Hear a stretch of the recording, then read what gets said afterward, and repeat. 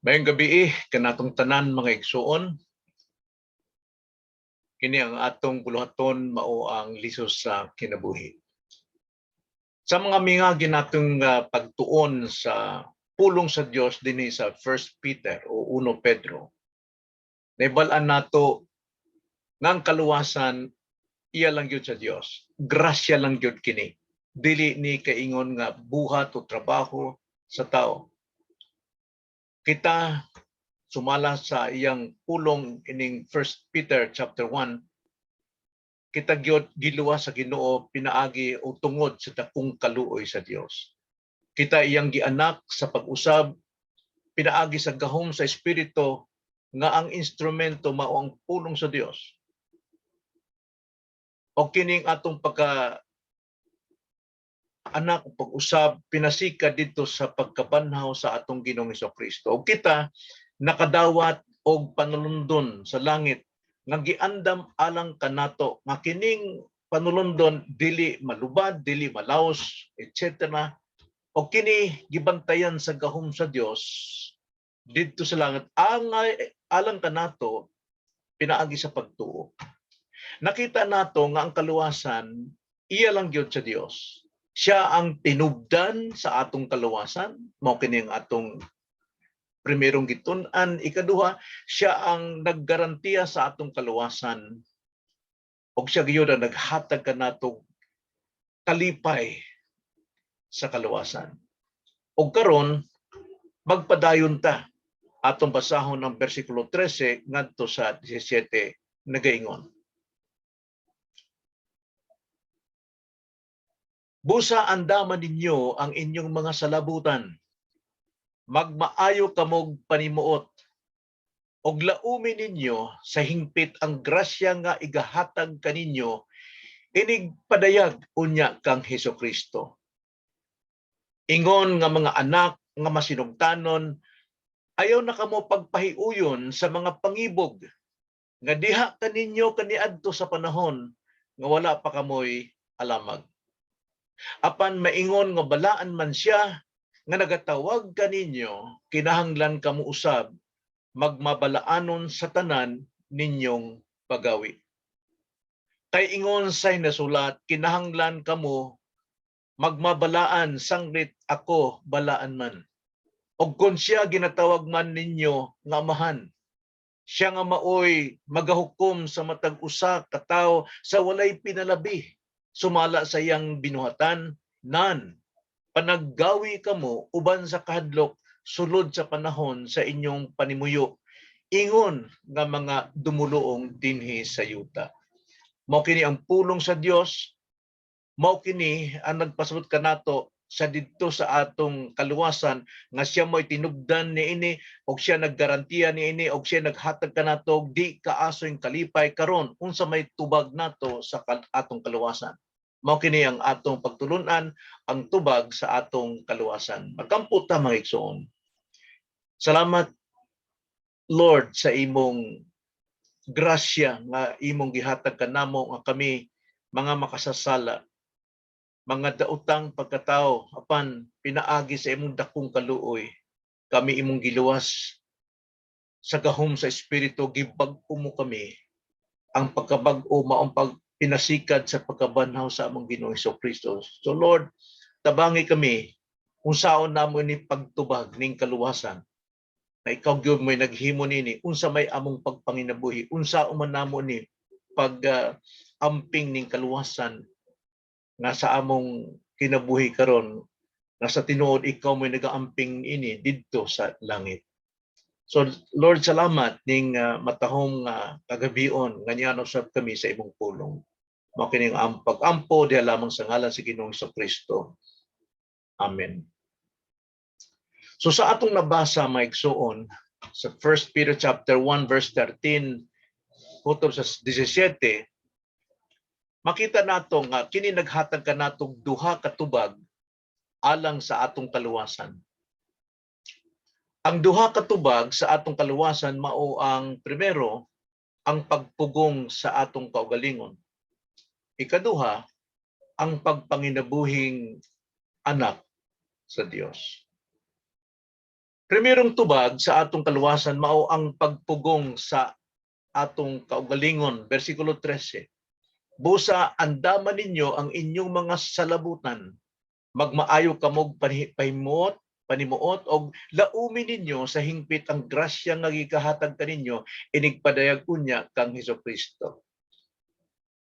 Now, ato sang tan-aw ug timan-an ang mga gibuhat sa Dios kanato. Timan-i nga kita gianak pag-usab sa espiritu sa usa ka bag-ong pagkatao. Kana naisulat na sa 2 Corintios 5:17 nag-ingon, busa pud ang tao ana kang Kristo, siya bag-o nang binuhat, ang daang mga butang nagpangagi na, tan-awa ang bag-ong mga butang nahiabot na.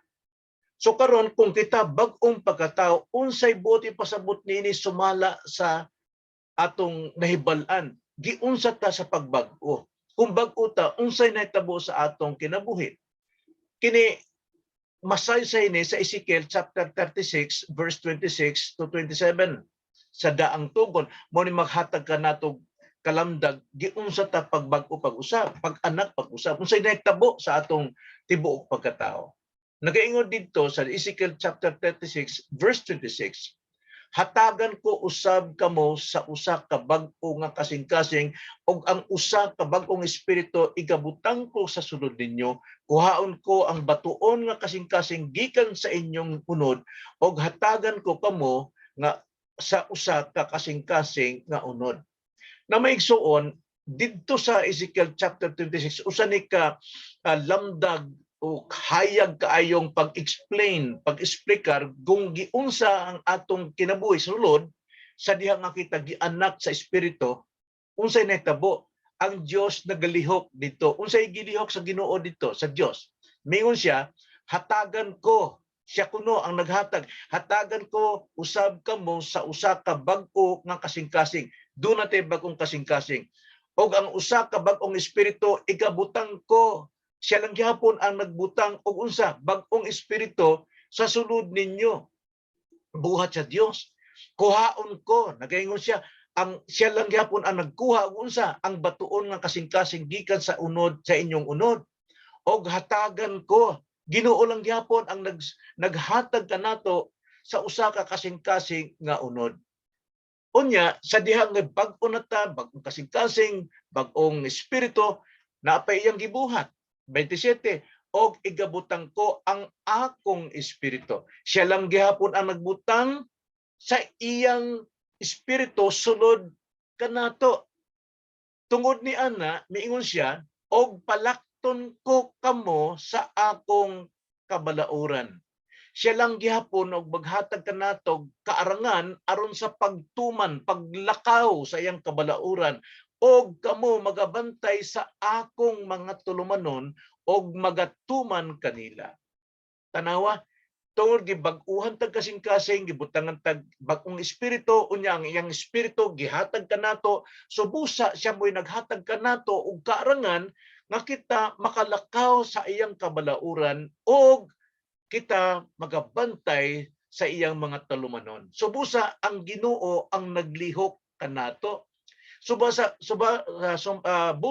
sumala dito sa 1 Corinthians 6:19 to 20, dili nakita ang panag-iya sa atong kaugalingon. Nagaingon ang 1 Corinthians 6 verse 19. Wala ba kamo masayod ng inyong lawas templo sa Espiritu Santo nga nagapuyo sa sulod ninyo o nga kini inyong nabatunan gikan sa Dios? Gikan sa Dios tanan. Kamo dili na inyo sa inyong kaugalingon kay gipalit na kamo sa usa ka bili. Busa himayaan ninyo ang Dios diha sa inyong lawas. Timani, ang Dios milihok diha sa pagkahimugso nato sa espiritu. Ang Dios mo'y nagtrabaho sa sulod nato sa atong kasing-kasing, sa atong espiritu, unya sa iyang espiritu nga gihatag kanato, siya mo'y naghatag kanato kaarangan aron makasunod ta sa iyang kabubuton o gipalit kita sa dugo ni Kristo. So busa dili na kita ang panag-iya nining atong lawas sa ating kinabuhi. Busa nag-ingon si Pablo sa Galacia 2:20, gilansang ako sa krus uban kang Kristo, dili na ako ang nabuhi. Kung dili si Kristo ang nabuhi sa sulod ko, ang Dios na mo'y nabuhi sa sulod nato.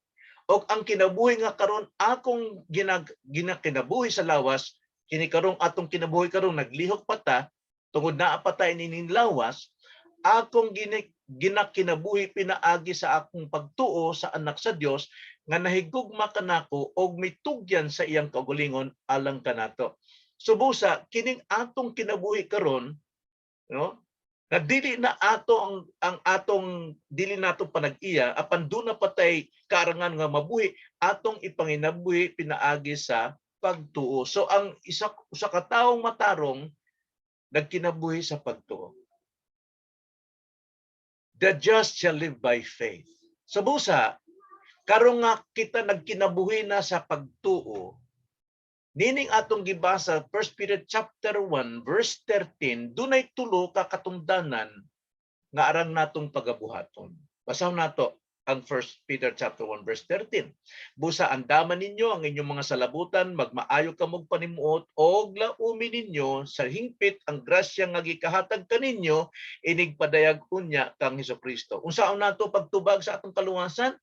Dunay tulo niining. Ining bersikulo 13. Primero, unsa atong pagabuhaton?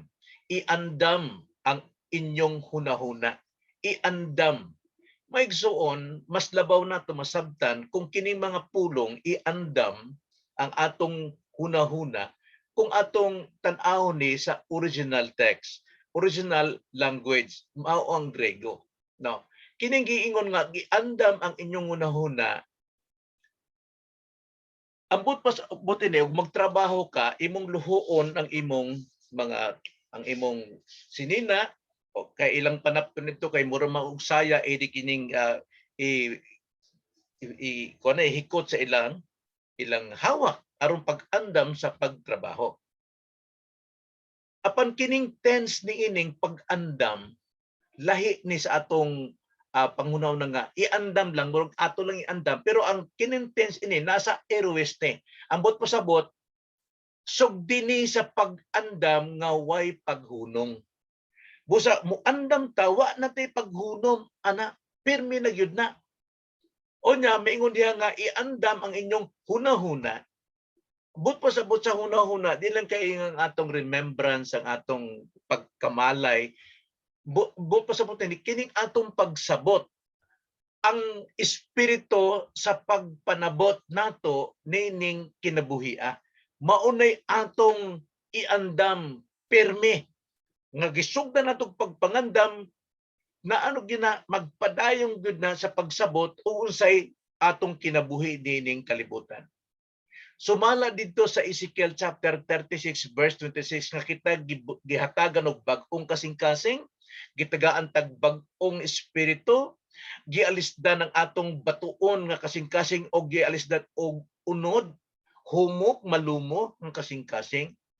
Mauna ang atong bag-ong hunahuna. Mao ni atong iandam. Sa pagsugod nato pag-andam, diretso na ni maigsuon. Mao ni atong pirming, mao ni tubag nato primero, no? Ang pagpugong sa atong kaugalingon, kikining atong kaugalingon karon samtang naa pa niini, naapagyud ang sala. So kanang salaaw di nato na pugnan maigsuon magpadayon na magpasalaway salawayo ng Kristohan apan kung atong sabton nga kita dunay bag-ong kasing-kasing dunay bag-ong espiritu ang espiritu sa Dios anak nato iandam nato ang atong hunahuna alang niini aron mapugnan nato kining atong remaining sin. Ikaduha dili lang kaingon pag iandam ang hunahuna nagaing usab diha nga busa andaman ninyo ang inyong mga salabutan. Ikaduha, magmaayo kamog panimuot, no? Magmaayog panimuot. Dili sa daan natong pangunahon kundi magmaayo tag panimuot, kalmado.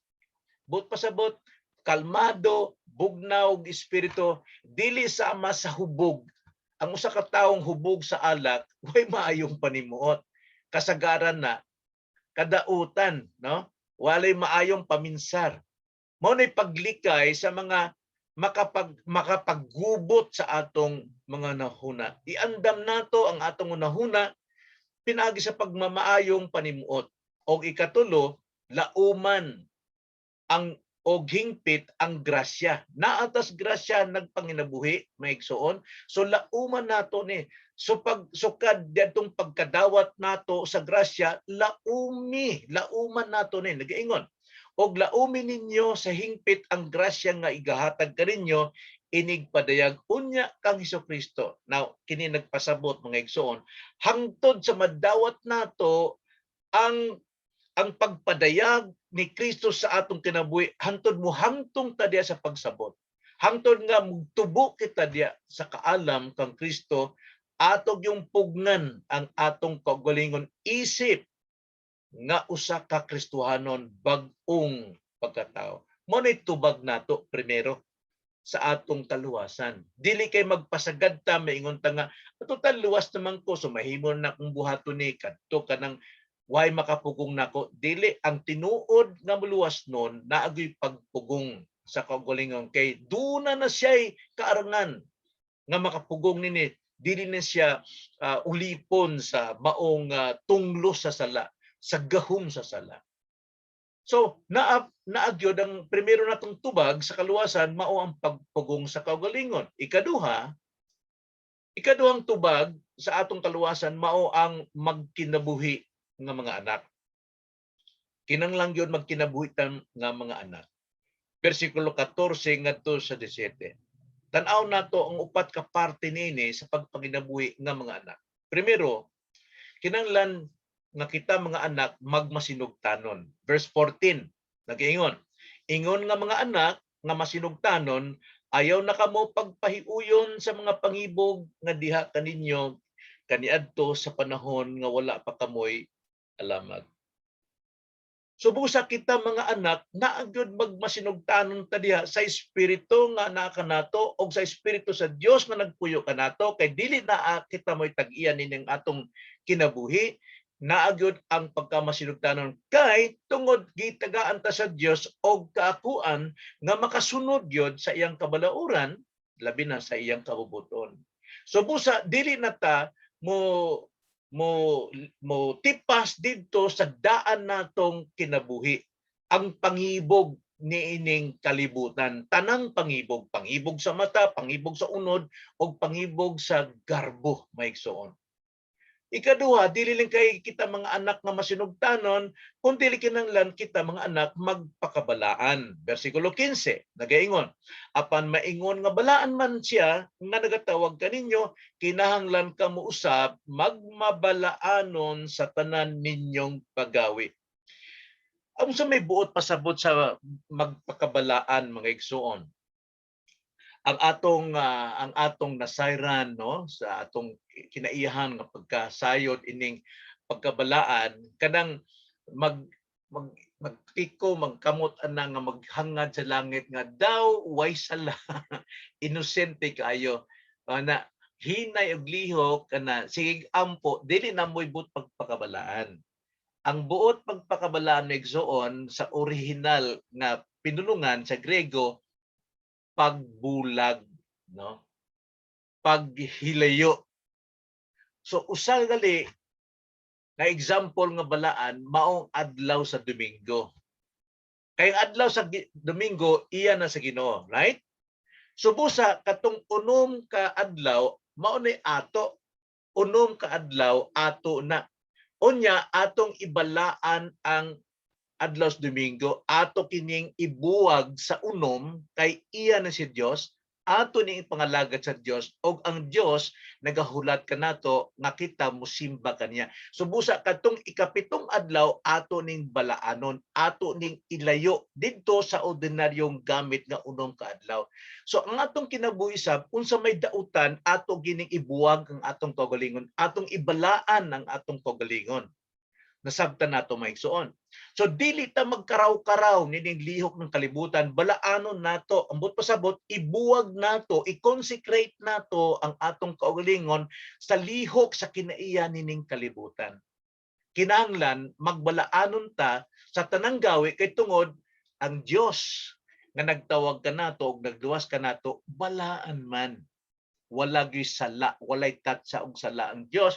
So kana siya ang Dios mapungot na sa kasalanan. So mausab kita nga iyang gibalaan, kinahanglan magbalaan usab kita kay aron dili ta kapungtan sa Dios.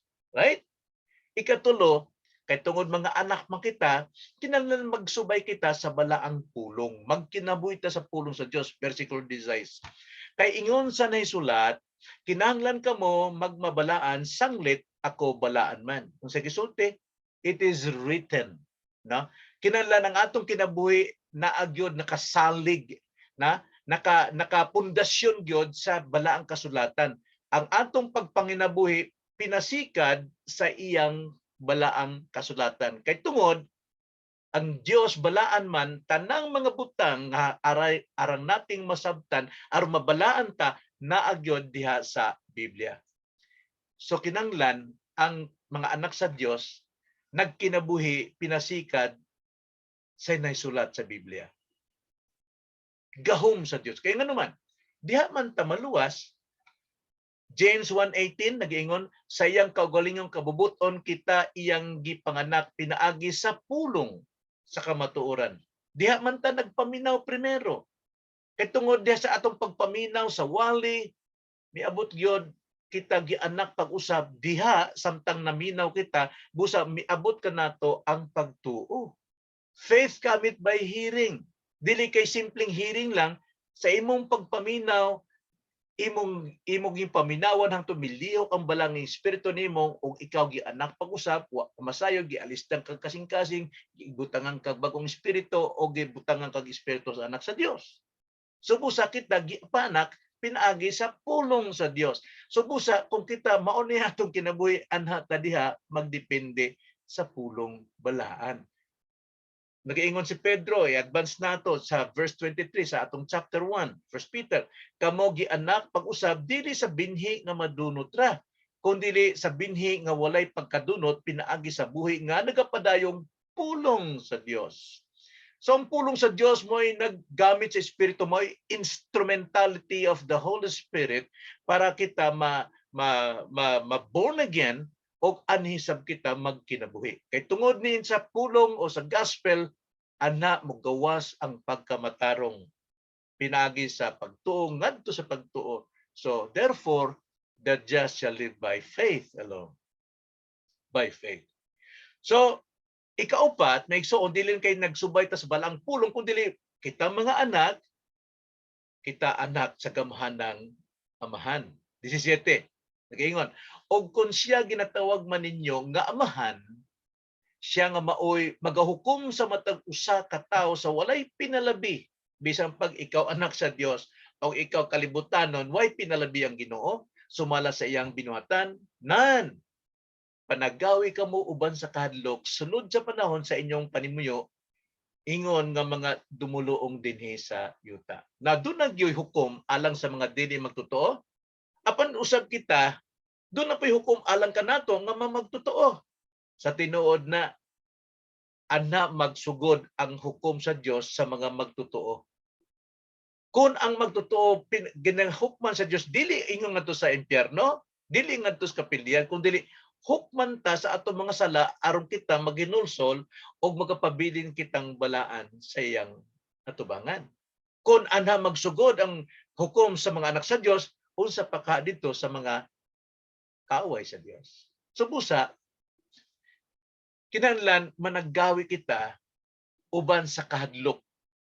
Sulod sa panahon nga samtang dumuluong pata nining kalibutan.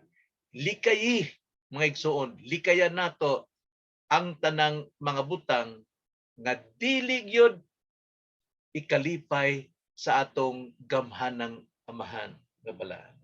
So, mga igsuon, unsa may atong makutlo nining atong pagtulon-an karon sa atong pagtubag sa kaluwasan. Primero pahinumdom, kung anak ka sa Dios, mananaog ka nining kalibutan, mananaog ka sa sala nga naa pa kanato. Dili ka kapugnan sa gahom sa sala. Dili ka idam sa mga salang naa pa naato kanato. Dag-o nato na, buntugo nato na, kinahanglan magkinabuhi ta nga mga anak sa Dios. Ikaduha, pugni ang nabilin natong mga sala karon. Mabitaw nga doon na tay pirming pagtuon sa pulong kay ang pulong mao ni makapalig-on sa atong pagsalig aron madaog nato ang atong mga remaining sin, ang atong naapang nagapuyo pa nining atong kinabuhi. Tanawa, timan dili na kita mooy panag-iya nining atong kaugalingon. Si Kristo na mo'y nagapuyo so busa ipanginabuhi nato sa pagtuo kang Kristo nga mo'y naghatag kanato og iyang kinabuhi. Busa kita kay mga luwas na magkinabuhi ta nga mga naluwas. Ayaw tagaiglo na ang sala nga mao'y mudikta sa imong kinabuhi. Ayaw pagpaulipon sa pangibog niini. Kuputa, kinanglan, maunay tubag nato sa atong kaluwasan. Magampo ta maigsoon. Salamat Ginoo nining matahong nga kagabion nga niya usab ang imong pulong bisan pangani kangitngit sa gawas sa among pagpaminos sa pulong na gyud ang kahayag. Makita gyud namo ang among lakaw, makita gyud namo ang among pagpanginabuhi. Salamat Lord, hinaot pa palig-una kami, palambua kami kining imong pulong. Jesus name. Amen.